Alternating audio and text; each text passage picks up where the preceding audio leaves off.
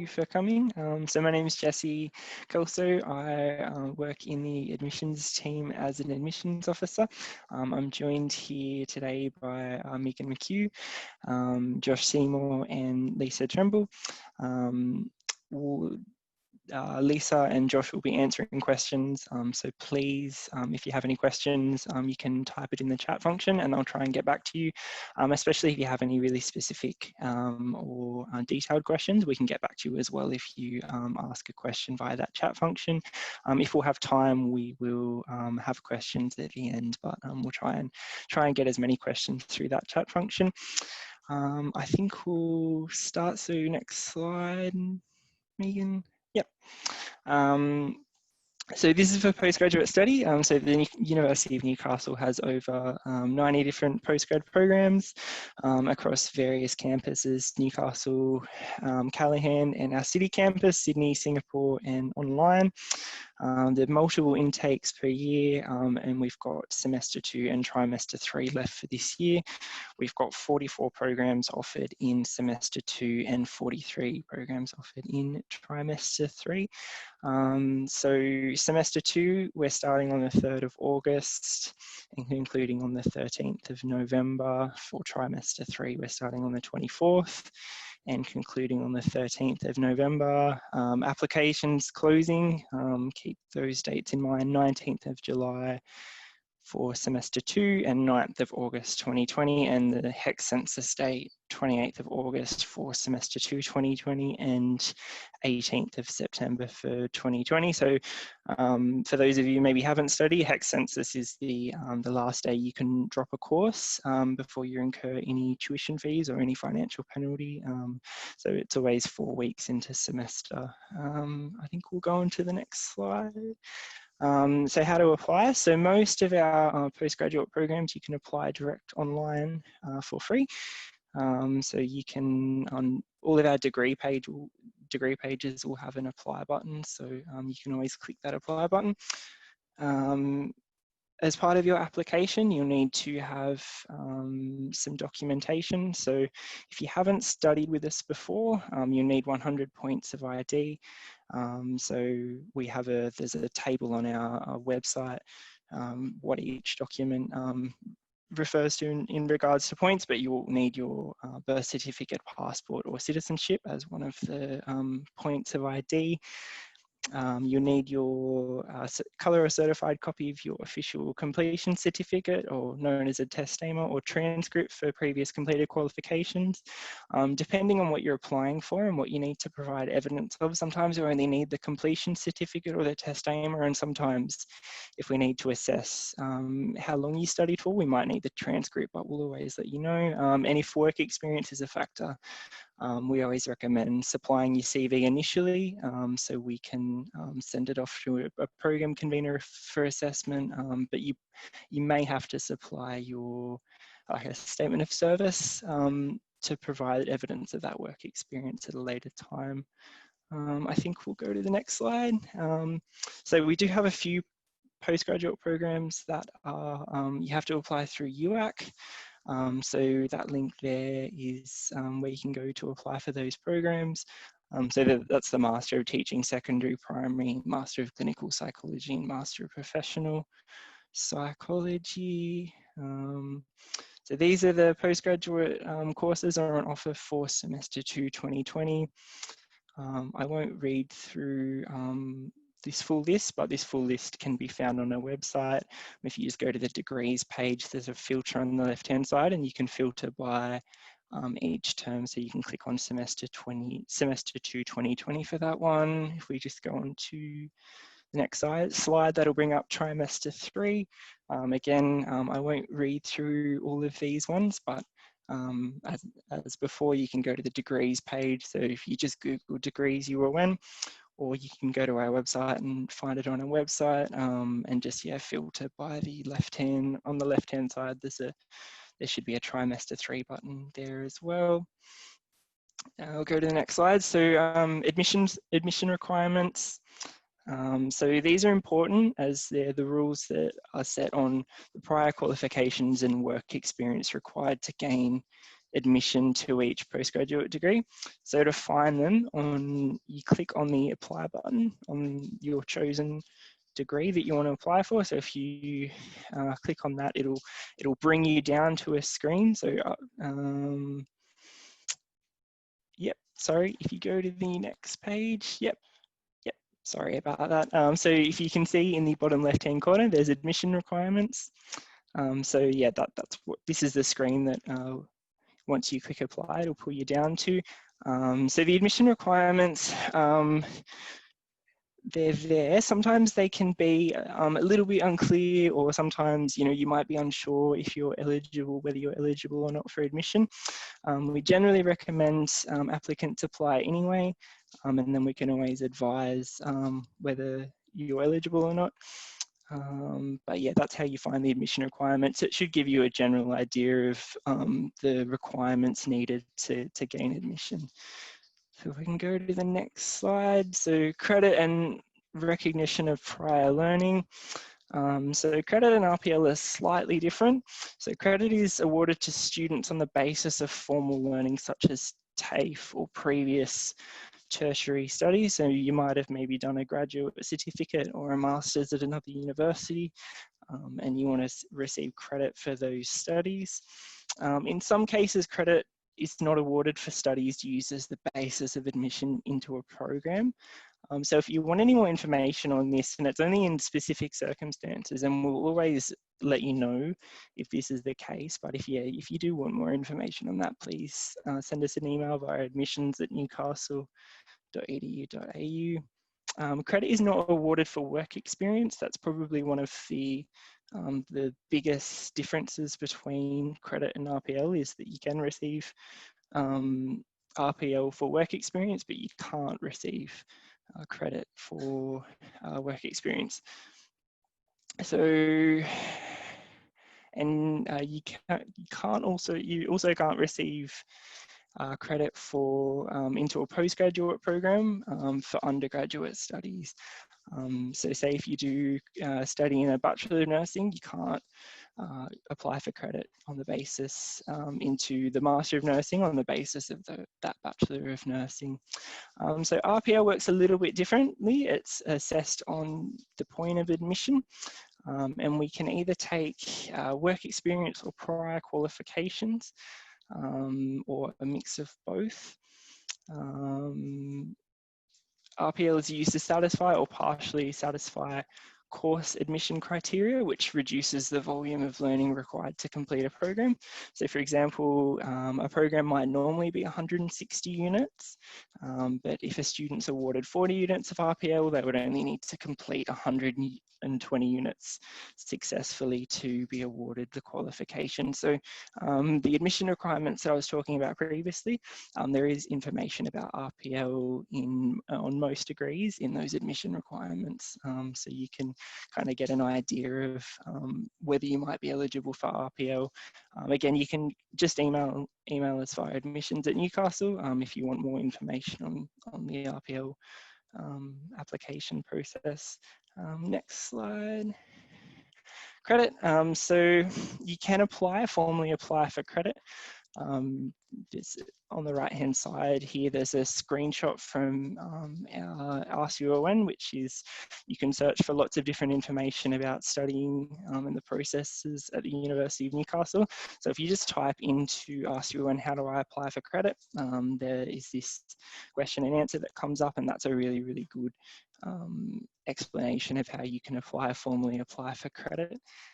So when you do apply for credit, you'll need to supply the following documentation with your application. So you need to supply your official or unofficial academic transcript.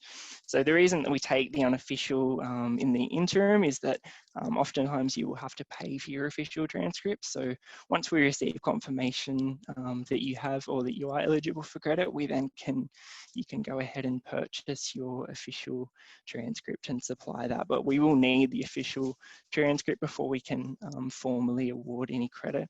An official course outlines as well for each course you are seeking credit for, and these outlines must be from the year and teaching period you completed each course that appears on your transcript. So the thinking behind that is, you know, if you studied something in 2014, the course outline might not fully show what you studied. If, you know, you show a course outline from 2015, it might not be exactly the same as what you studied in 2014. So we'll go to the next slide. So postgraduate study fees. So there's two different types of fees, fee structures for postgraduate study. There's full fee paying and Commonwealth supported CSP programs. So Commonwealth supported programs have a portion of their tuition fees subsidised by the federal government. Full fee paying programs are not subsidised, but Australian citizens subject to loan limits can defer payment of tuition fees. Australian permanent residents are required to pay their tuition fees upfront, but are eligible to enrol in CSP places. There's two really important websites. So there's a link to this PDF on our website. This link will include the approximate cost of each postgraduate program, as well as costs per course. So each course code, so that GSBS is Graduate Business Studies. So each Graduate Business Studies course will cost an approximate amount, and then we'll also give you the approximate cost of each degree. So, you know, a graduate certificate might be approximately $10,000. And there's also the Study Assist website, and that gives an explanation of help loans if you're unsure. So as well, if you are unsure or if you're wanting any questions, any detailed questions, you can email our fees team. That's just fees@newcastle.edu.au. And we can add that to the slide as well. So next slide. So the Commonwealth supported postgraduate programs at UO1. So there's Master of Mental Health Nursing, Master of Midwifery Studies, Master of Architecture, Master of Teaching, both primary and secondary, Master of Clinical Psychology and Master of Professional Psychology. So CSP places are only available to students who are Australian citizens or permanent residents that reside within Australia. New Zealand citizens and permanent resident visa holders who reside outside of Australia are not eligible for CSP places. So we'll go to the next slide. So there's also the student services and amenity fees. So these help to pay for campus services and amenities of a non-academic nature. So they might include sporting and recreational activities, financial advice, childcare and food services. So you can pay these upfront, or if you're eligible, you can use a SA help loan for the fee. So how much is it? Full-time students on campus, it's $308 per year. Part-time students, $231 per year, and full-time and part-time students studying off campus online distance, $92 to $231 per year, depending on study load. So just that link below will take you to more information on the student services and amenities fees. So we're also offering some government subsidised COVID short courses. So the government recently announced some quite heavily subsidised short courses for people who have been affected by COVID-19. So these first semester 2 are the Grad Cert in Special Inclusive Education, Grad Cert in Public Health, Education, Early Childhood Disability Support, Early Childhood Support, Cybersecurity and Transformational Leadership in Education. So you need to demonstrate some impact by COVID-19 to be eligible. And you also need to meet the admission requirements listed on our website. So for example, one of the admission requirements might be that you need to have a bachelor degree in a related field. Again, these admission requirements will be listed on the web page for each of these short courses. So there is a special short course page on our website. So the impact by COVID can be demonstrated through a letter from your employer or a personal statement. Again, these programs are heavily subsidised by the federal government, and students can pay their portion of the tuition fee through they can defer payment, of that through a help loan. Students need to enrol full-time and complete the course by December 2020. So these are open until July 19 and they're commencing the 3rd of August 2020. The next slide. And we're also, the University of Newcastle is doing a lot to support students during COVID-19. So they're making classes available via online delivery, amending semester and assessment dates to accommodate disruption. And there's a $1 million COVID-19 hardship fund to support current students affected by COVID-19. We're also offering additional support services.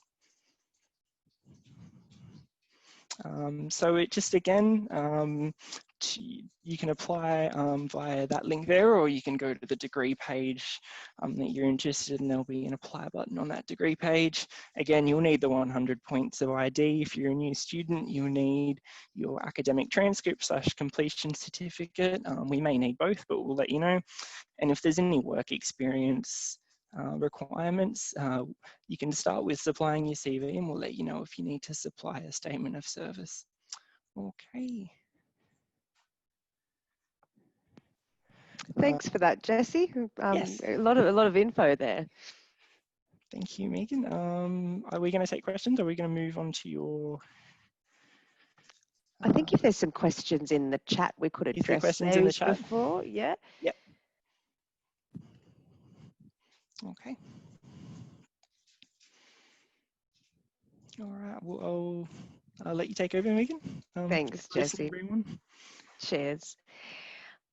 So hi everyone, I'm Meegan. I work for a team at the university called the Transition and Success Team, and we work with students to first of all welcome you into your study at the University of Newcastle, and also then support your success as you continue in your studies.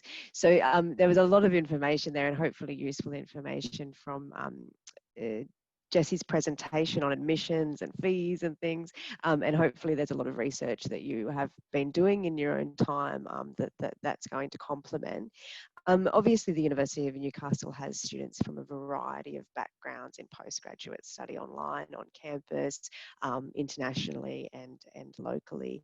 And we welcome all students from all backgrounds. We also recognise that given that there is such a variety of students, then there's probably a variety of study experiences that you're coming into the university with. So this section sort of briefly introduces the supports that we have available while you take on the next stage of your study journey and your life path, and what we can do to support you in postgraduate study. It can be a big decision, and obviously there's some life commitments that you'll need to manage alongside of your study path. So we want to support that, and no matter your mode of study, we do have a support available. So my first, I guess my first overview will be in the academic success scenario. We obviously want all students that study with us to be successful academically, and we have some support services that are in place for that. It might be a while since you've been studying in depth at a university level, or it might be your first time at university if you've had a variety of work experiences there. So I guess managing that academic learning curve is really important to us. We have, and you'll experience that learning curve alongside of those multiple commitments that you have in your life. We have an academic support team that can help you through time management, writing assessment items, report writing, structuring essays. They can do e-consultations, so they're available online. They can work with you one-on-one, and they also host workshops on campus. We also have the library. The librarians are very helpful in referencing, looking through academic databases. You can continue to access those librarians regardless of your mode of study, so they are accessible online, and you can meet a librarian online. Even if you're studying online, though, you can also meet them on campus if you're living close to campus. We also have library spaces that are open 24 hours to help you study, so it sort of takes you away from that home environment if you are living locally and studying online. Our academic staff here at the university, so the academic staff that will assist you to go through your subjects and learn the content of your courses.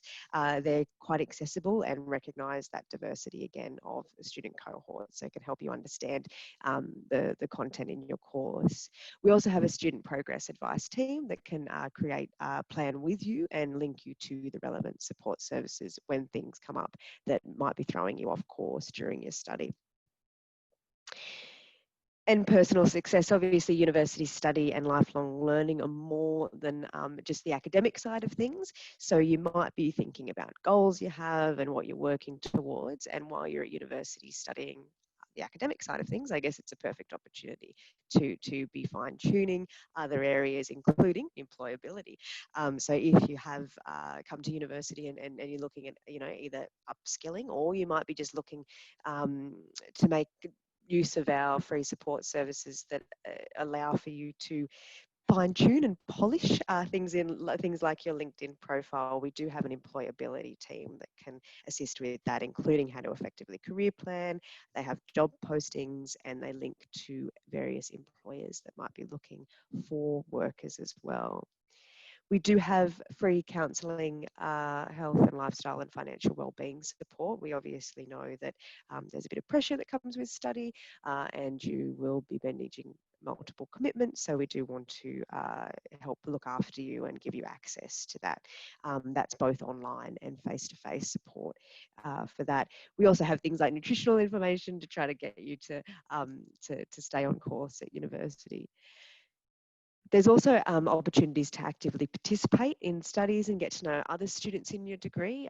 We find networking at postgraduate level quite important for enhancing career success and certainly getting your contacts and networks growing.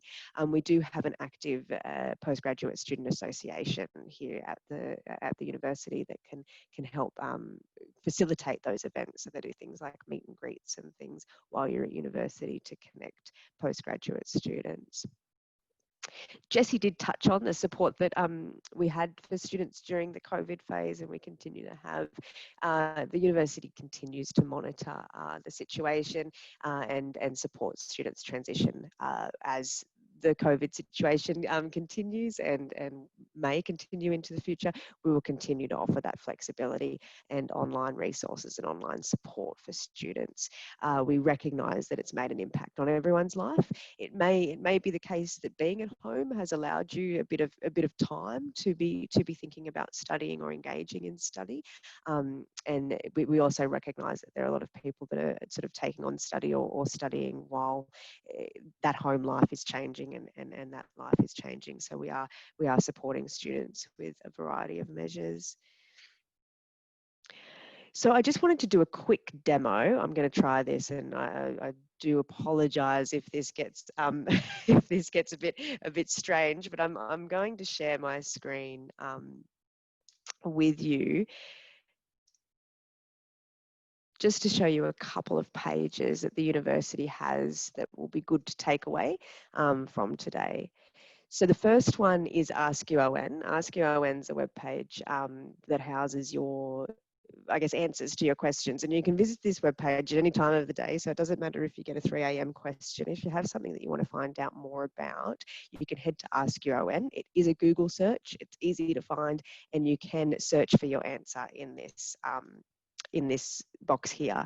You can also get in contact with us through this page. So if you are, there's also top categories, but if you are wanting to connect with UON, there's the social media links. And if your question isn't available, you can always inquire. It also has the link to apply. So if you have found the degree you want to do, then you can come through here and apply. But the Ask UON is your first point of call to get some questions answered as you start your study journey with us.